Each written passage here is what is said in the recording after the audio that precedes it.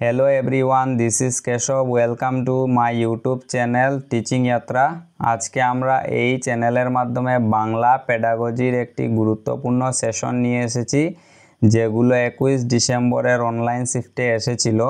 তো এগুলো কিন্তু সিটেটে 100% কমন আপনাদের পড়বে। তো আপনারা প্রথম প্রয়াসেই কিন্তু সিটেট পাস করতে পারবেন যদি এই সিরিজটি ফলো করেন। তো আমরা চলে যাই এখন সরাসরি আমাদের প্রশ্নে। তো আপনারা দেখুন পুরো ভিডিওটি, তাহলে অনেকগুলো কনসেপ্ট আপনাদের ক্লিয়ার হবে। এই যে দেখেন এখানে প্রথম প্রশ্ন কি বলছে, যে একজন শিক্ষিকা তখন তৃতীয় শ্রেণীর শিক্ষার্থীদের ইংরেজিতে একটি গল্প বলছিলেন। তার মানে একজন শিক্ষক উনি ইংরেজিতে একটি গল্প বললেন ক্লাসে। তিনি শিক্ষার্থীদের তাদের মাতৃভাষায় দলবদ্ধভাবে গল্পটি মনে রাখতে বলেছিলেন।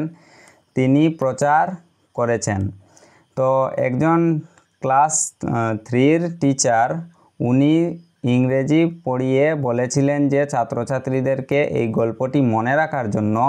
তো এটি তিনি কি করতে চেয়েছিলেন অ্যাকচুয়ালি, তো এটি আমাদের বের করতে হবে। প্রথম বলছে চিন্তা করার দক্ষতা, বহুভাষিকতা, দ্বিভাষিকতা, তারপর বলছে যে গল্প পড়া। তো তিনি কি প্রচার করেছিলেন দলবদ্ধভাবে গল্পটি মনে রাখার মাধ্যমে।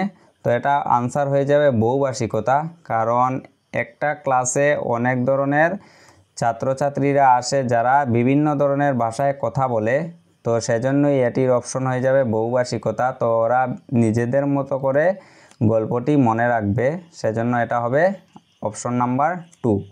তারপরের প্রশ্ন, এই যে দেখেন এখানে দিয়েছে একটি শিশুর ভাষার দক্ষতা ড্যাশ দ্বারা বিকশিত হতে পারে। তো শিশুর ভাষার দক্ষতাটা কিভাবে বিকশিত হবে, প্রথমে বলছে যে প্রতিদিন 10টি নতুন শব্দ শেখার লক্ষ্য পূরণ করে। তো আপনি যদি ক্লাসে ছাত্রদেরকে 10টি শুধু নতুন শব্দ দিয়ে দেন, তাহলে কি ওদের ভাষার দক্ষতা বিকাশ হবে? অবশ্যই না, আপনি লিমিটেড করে দিলেন। আর ভাষার দক্ষতা তখনই বিকশিত হবে যখন বাচ্চারা কি করতে পারবে, বেশি বেশি করে কথা বলতে পারবে। তো 10টি নতুন শব্দ শিখিয়ে দিলে কিন্তু ভাষার বিকাশ হবে না, ঠিক আছে। তারপর বি নম্বর বলছে যে বাস্তব জীবন অথবা পরিস্থিতি ভিত্তিক ভাষা সংক্রান্ত কাজে অংশগ্রহণ করা, মানে অনেকগুলো কিছু মানে অনেক কাজ দেওয়া, যাতে ওরা কি করতে পারে, ওরা নিজেদের ভাষায় জিনিসটি উপস্থাপন করতে পারে, যেগুলো ওদের বাস্তব জীবনের সাথে রিলেটেড। যেমন ওরা স্কুলে আসার সময় কি কি দেখেছে, বা ওরা কি কি খেলতে পছন্দ করে, এইভাবে প্রশ্ন করলে ওরা কিন্তু নিজেরা নিজেদের যে পরিস্থিতি অনুযায়ী এগুলো বর্ণনা করে বলতে পারবে। তো এই ধরনের কাজে ওদেরকে অংশগ্রহণ করানো। সি নম্বর বলছে যে সমবেতভাবে কবিতা আবৃত্তি করা। তো এটাও লিমিটেড হয়ে যাবে, যেহেতু শুধুমাত্র ওরা কবিতাটি কি করবে, আবৃত্তি করবে। তারপর ডি নম্বর বলছে যে শিক্ষকের পরে ব্যক্তি স্বাতন্ত্র এবং সমবেতভাবে লেখাটি পড়া, মানে শিক্ষক প্রথমে গল্প বলবেন এবং সেই গল্পটি ওরা সবাই মিলে লিখবে, ঠিক আছে। যেমন reading the text individuality and in class after the teacher, মানে শিক্ষকের বলার পরে ওরা নিজেরা সেটিকে লিখবে। তো অ্যাকচুয়ালি এটা সঠিক হয়ে যাবে আমাদের অপশন নাম্বার বি, কারণ বাস্তব জীবনের সাথে যেগুলো রিলেটেড হয় পেডাগজিতে, কিন্তু এই ধরনের অপশনগুলো 100% কিন্তু কারেক্ট অপশন হয়। তো যেহেতু এটা বাস্তব জীবনের সাথে রিলেটেড আর পরিস্থিতি ভিত্তিক, তো সেজন্য এটার অপশন নাম্বার হয়ে যাবে আমাদের 2 সঠিক উত্তর, ঠিক আছে। তারপরের প্রশ্ন আমরা দেখব এখন।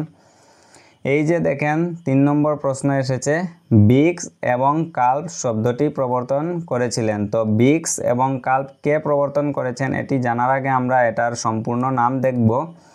তো এই যে BICS, তো বিক্স এর সম্পূর্ণ নাম হয়ে যাবে, বি দিয়ে হবে বেসিক, তারপর আই দিয়ে হবে ইন্টারপার্সোনাল,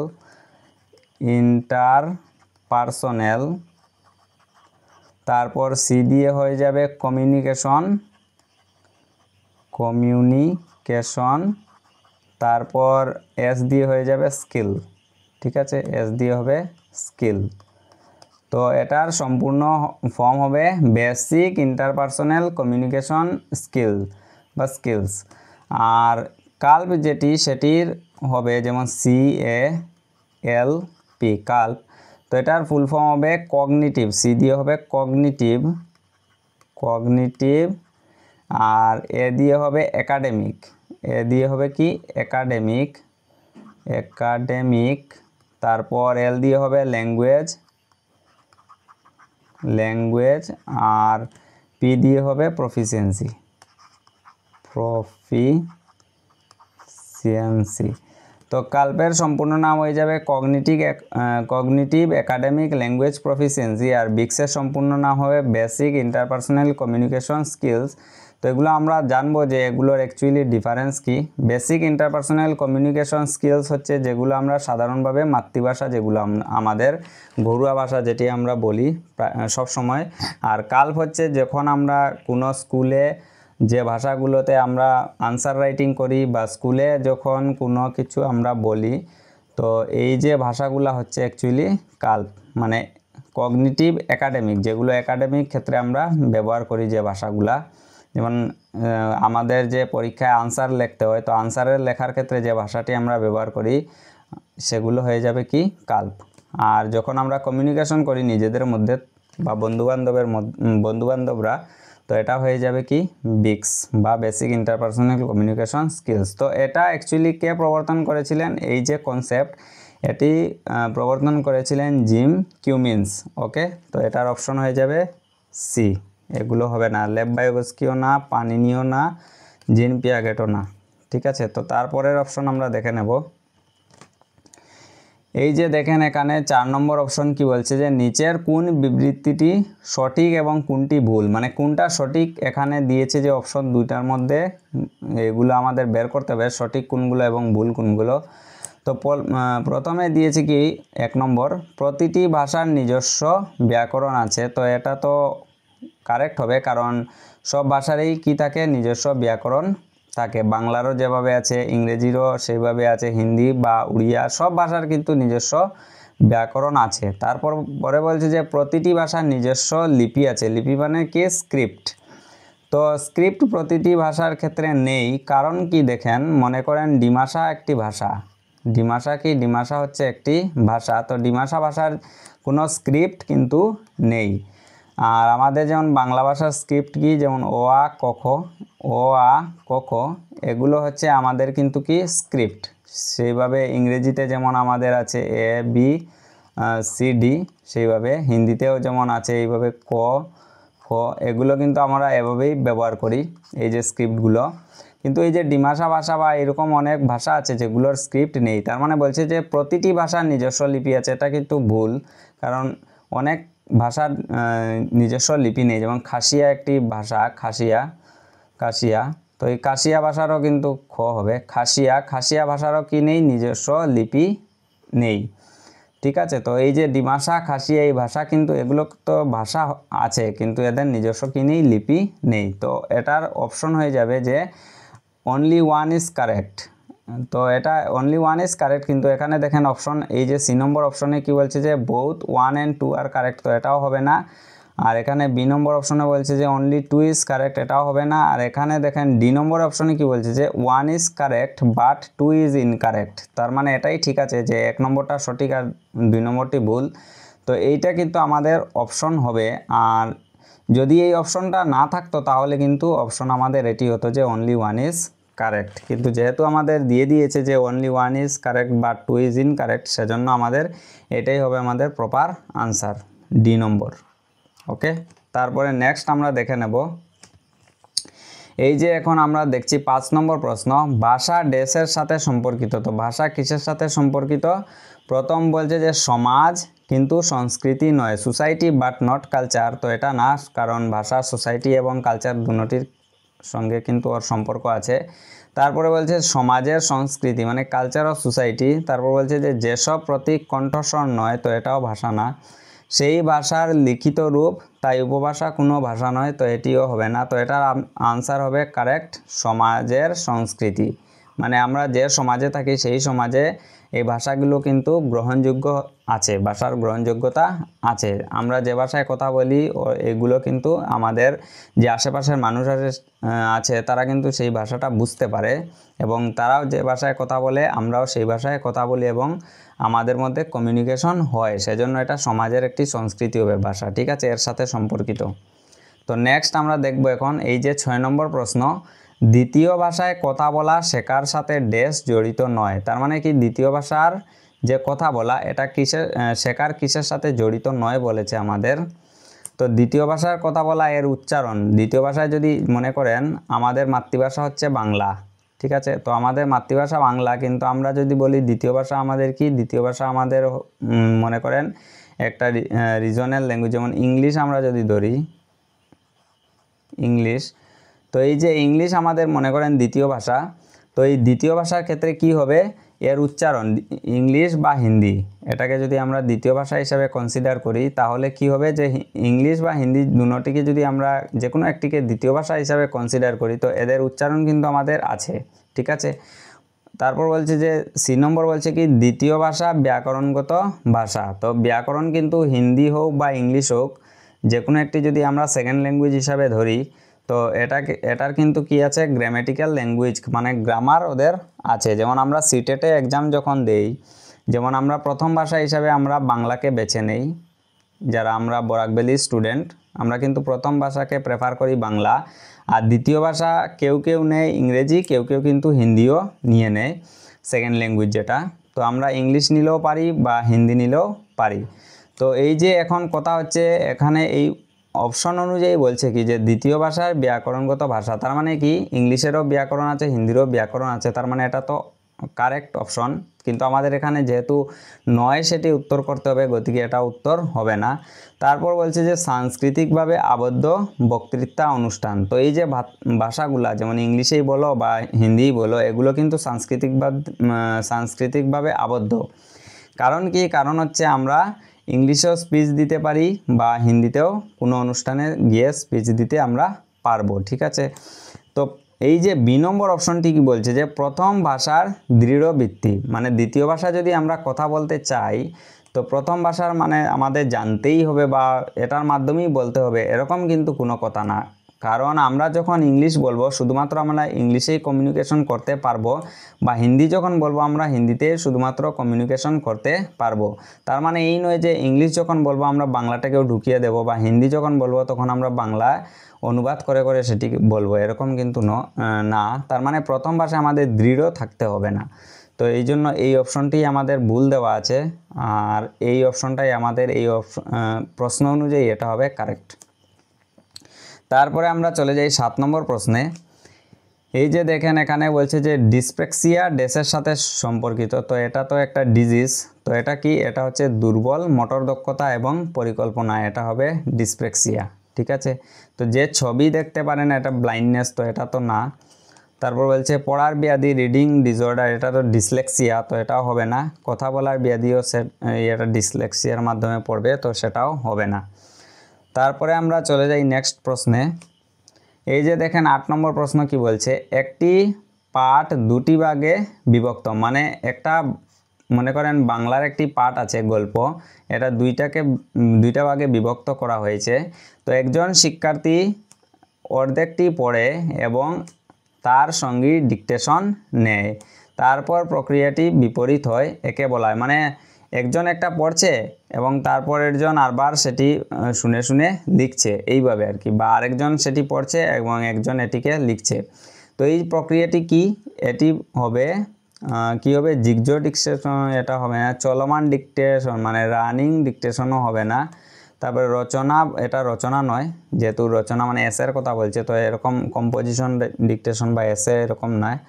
এটা হচ্ছে আংশিক শ্রুতিলেখ, মানে একটু অল্প জায়গা কেউ পড়ছে এবং সেটিকে ডিকটেশন করছে এবং আরেকজন সেটিকে লিখছে, এই রকম প্রক্রিয়া। তো এটা হচ্ছে পার্শিয়াল ডিকটেশন বা আংশিক শ্রুতিলিপি। তারপর নেক্সট কোয়েশ্চন, এই যে এখন 9 নম্বর প্রশ্ন আমরা দেখব, একটি বহুভাষিক শ্রেণীকক্ষের দাবি, মানে বহুভাষী শ্রেণীকক্ষ মাল্টিলিঙ্গুয়াল ক্লাসরুম, তো এগুলোর দাবি কি। এখানে বলছে যে শিক্ষার্থীদের কেবল তাদের মাতৃভাষায় শিক্ষা দেওয়া উচিত। তো কেবল যেখানে আসবে এটা কিন্তু একটা নেগেটিভ অপশন, এবং কেবল মাতৃভাষায় দিয়ে তো বহু ভাষা হবে না, ঠিক আছে। তারপর বলছে যে শিক্ষার্থীদের মাতৃভাষাকে শ্রেণীকক্ষে স্থান দেওয়া উচিত। তারপর সি নম্বর বলছে যে যতটা সম্ভব তাদের ভাষা শেখানো উচিত।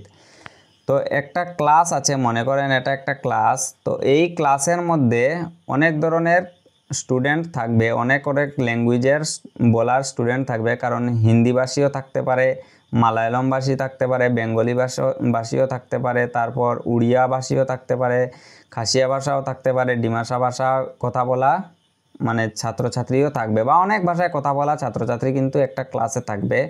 তো এখানে বলছে সি নম্বরে যে যতটা সম্ভব তাদের ভাষা শেখানো উচিত।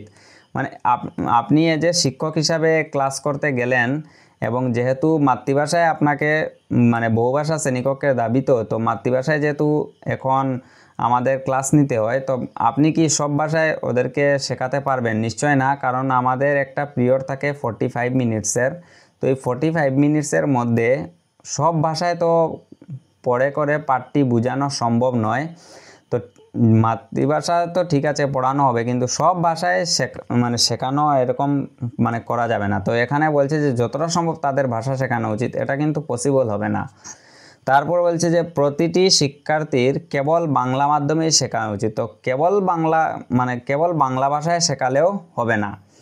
এখন এই যে প্রশ্ন, এই প্রশ্ন অনুযায়ী কারেক্ট অপশন কী হবে? এখন শুধুমাত্র বাংলায় বললে তো যারা মানে মনে করেন হিন্দিভাষী স্টুডেন্ট আছে বা উড়িয়াভাষী স্টুডেন্ট আছে, ওরা কিন্তু বুঝতে পারবে না। তো ওদেরকে কী করতে হবে? বেসিক্যালি আপনি যদি বাংলার পাঠ পড়াচ্ছেন, তো বাংলায় তো বলবেন, সঙ্গে সঙ্গে যে ইম্পর্টেন্ট জায়গা সেই জায়গাটিকে ওদেরকে ওদের ভাষায় একটু অন্য ভাষায় বুঝিয়ে দেওয়ার চেষ্টা করতে হবে। তো এটা কি বলছে দেখো, শিক্ষার্থীদের এই যে বি নম্বর অপশন, শিক্ষার্থীদের মাতৃভাষাকে শ্রেণীকক্ষে স্থান দেওয়া উচিত। স্থান দেওয়া উচিত মানে যখন প্রয়োজন হবে তখন সেই যে জায়গাটু সেটি বলে দেওয়া উচিত। পুরো পাঠটা কিন্তু ওদের যে আলগা আলগা ভাষায় বলে বোঝানো কিন্তু সম্ভব হবে না। তার মানে একটি বহুভাষিক শ্রেণীকক্ষের দাবি কিভাবে হবে? যে শিক্ষার্থীদের মাতৃভাষাকে শ্রেণীকক্ষে স্থান দেওয়া উচিত। ওরা যদি জিজ্ঞেস করে যে আমরা এটি বুঝতে পারছি না, তখন ওদের ভাষায় সেটিকে বুঝিয়ে দেওয়ার চেষ্টা করতে হবে। কিন্তু সব ভাষায় যে আপনাকে পুরো পাঠটিকে যে বুঝাতে হবে এরকম কিন্তু কথা নয়। এরকম বুঝালে কিন্তু আপনি 45 মিনিটসে কিছুই করতে পারবেন না, পাঠটিও বুঝাতে পারবেন না, ঠিক আছে। তো এটার অপশন হয়ে যাবে অপশন নাম্বার বি, যে শিক্ষার্থীদের মাতৃভাষাকে শ্রেণীকক্ষে স্থান দেওয়া উচিত। মানে যখন ওরা যে জায়গাটা বুঝতে পারবে না, আপনাকে যদি বলে, তো আপনি এটিকে বুঝিয়ে দিবেন। তারপর বলছে কি দেখো 10 নম্বর প্রশ্ন, ভারতীয় প্রেক্ষাপটে যখন শিশুরা স্কুলে আসে তখন তারা প্রায়শই ড্যাশ এবং 2 বা 3টি ভাষায় কথা বলে।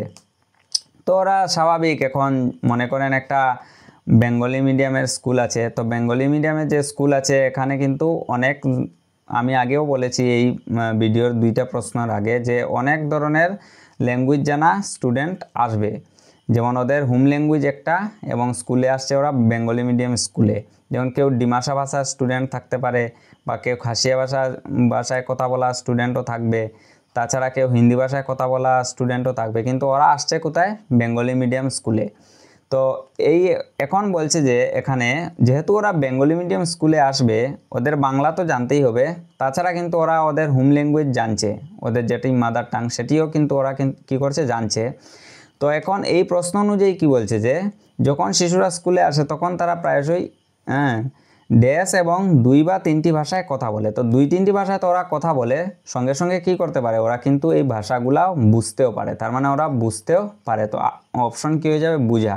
ওরা 2-3টা ভাষা বুঝতেও পারে এবং বলতেও পারে। বলতে পারলে অবভিয়াসলি কী করতে পারে? বুঝতেও পারবে।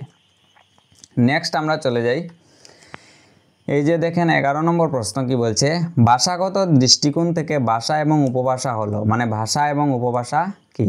ল্যাঙ্গুয়েজ এবং ডাইলেক্ট। তো এটা হবে একই, ভাষা এবং উপভাষা কি? একই হবে, ঠিক আছে। তারপর বলছে কি দেখো, যে 12 নম্বর প্রশ্ন, বহুভাষিকতা জ্ঞানীয় বিকাশ এবং শিক্ষাগত সাফল্যের, মানে বহুভাষিকতা যদি একটা ক্লাসে অনেক ভাষায় কথা বলা স্টুডেন্ট থাকে, ঠিক আছে। তো জ্ঞানীয় বিকাশ মানে কগনিটিভ ডেভেলপমেন্ট, তো ওদের একজন আরেকজনের কথাবার্তা শুনবে এবং শুনে বুঝবে, ওদের কালচার বুঝবে আরেকজনের।